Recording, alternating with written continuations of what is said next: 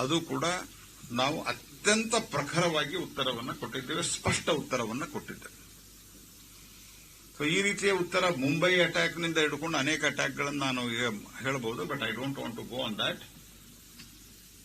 ಯಾವುದೇ ರೀತಿಯಾದಂತಹ decisive action ಆಗಿರಲಿಲ್ಲ. ನಾವು because of this decisive action ಆಗಿದೆ.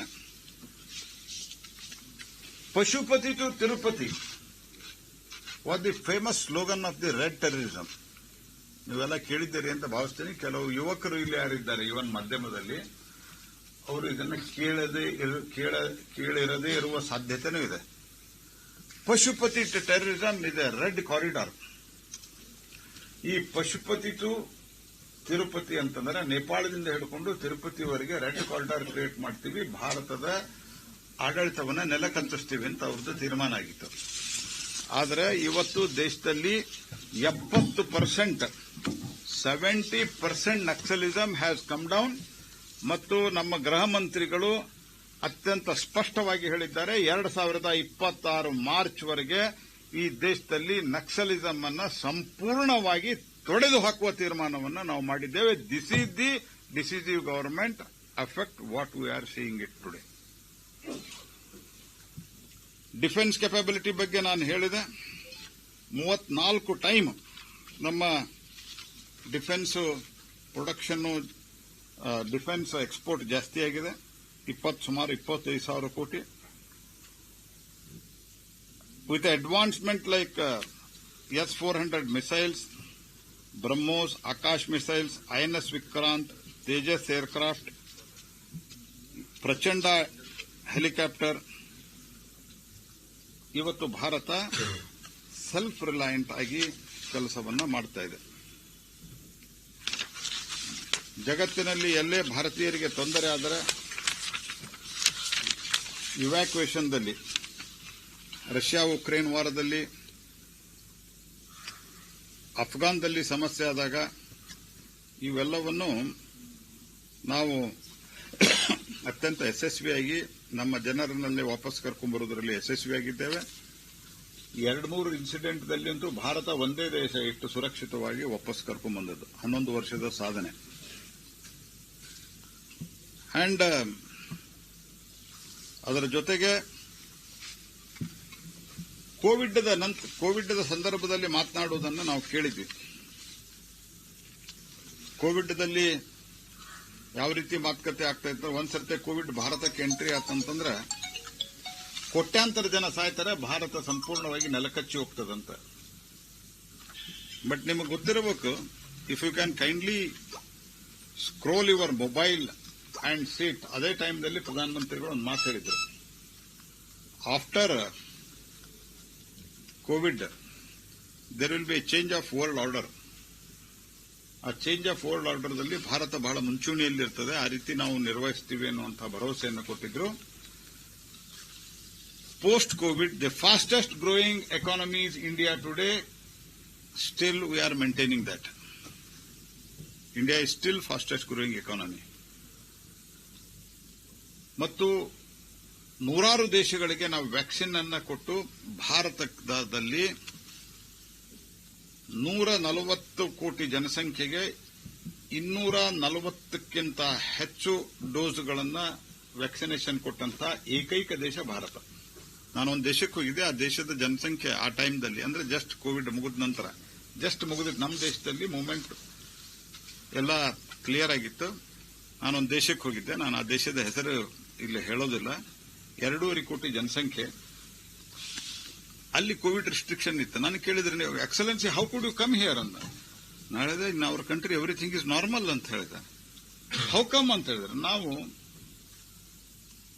ಆ ಟೈಮ್ದಲ್ಲಿ 200 ಕೋಟಿ ನಾವು ವ್ಯಾಕ್ಸಿನೇಷನ್ ಅನ್ನ ಅಡ್ಮಿನಿಸ್ಟರ್ ಮಾಡಿದ್ವಿ, ವ್ಯಾಕ್ಸಿನ್. ಅವಾಗ ಅವ್ರು ಕೇಳಿದ್ರು, 200 crores can you convert into 2 billion ಅಂತಂದ್ರೆ, ನಾನು ಬಿಲಿಯನ್ ಕನ್ವರ್ಟ್ ಮಾಡಿ 2 ಬಿಲಿಯನ್ ಅಂತ ಹೇಳಿದೆ. They are not able to imagine. ಆದ್ರೆ ಅವರು 2.5 ಕೋಟಿಯಲ್ಲಿ 1 ಕೋಟಿಗೂ ಅವರು ವ್ಯಾಕ್ಸಿನೇಷನ್ ಕೊಟ್ಟಿರಲಿಲ್ಲ. ಹಿಂಗಾಗಿ restriction still existed.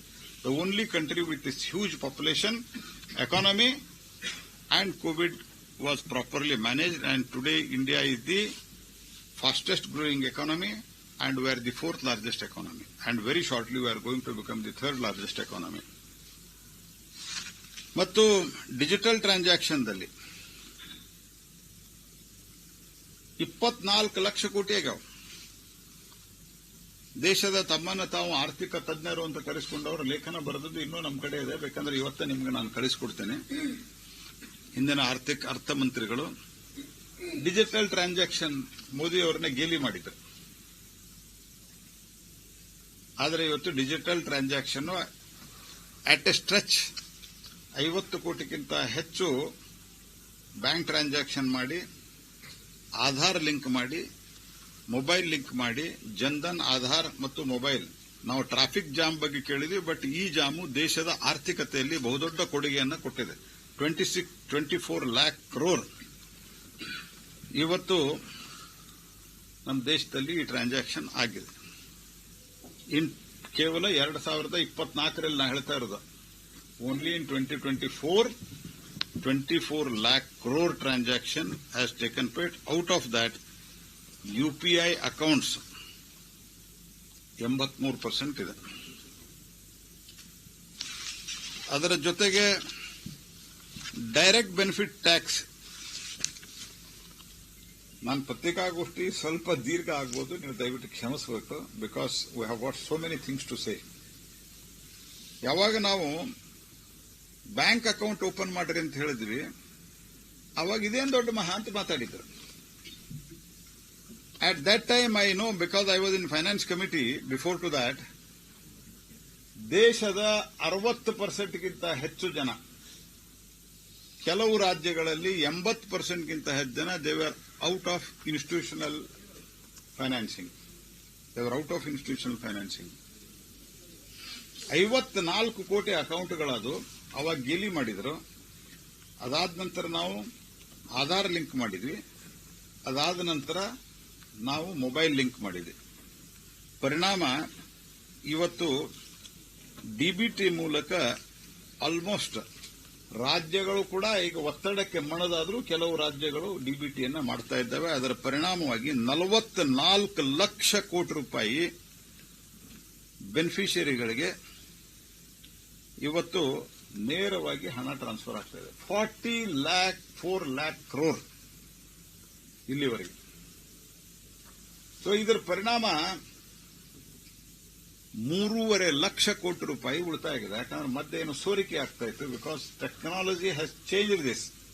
V have digitalised the economy and we have democratised the economy.